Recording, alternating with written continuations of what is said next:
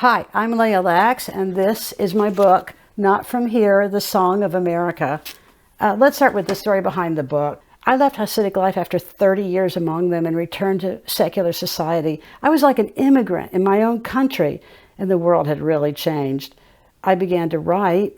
Then Houston Grand Opera asked me to write an immigrant opera. I pictured my Jewish grandparents, and I said yes. I began to wander my giant city and asked many people from around the globe to tell me their stories. They became my teachers. I felt as if I'd discovered America, found its great beating heart. Maybe I could follow them more surely back into this country.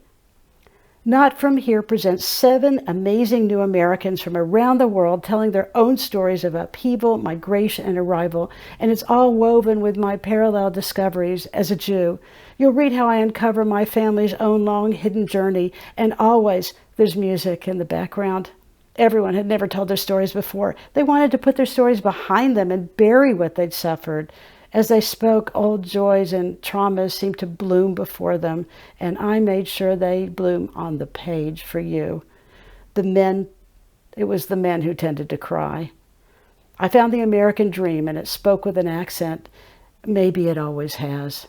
Everyone yearned for their children to stay connected to their homeland and to preserve their rituals and language. Cultural food was very important to them. Families tended to get into each other's business, and they pushed the kids to get an education. Does that sound familiar? Turned out our Jewish experience was also very much an immigrant experience and quintessentially American. This country has always been a nation of immigrants and their families. In the end, I no longer felt I was a minority.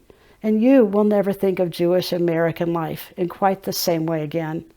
By the way, Gloria Steinem loved the book, and New York Times bestseller Caroline Leavitt called it a masterwork. She said, "I couldn't breathe."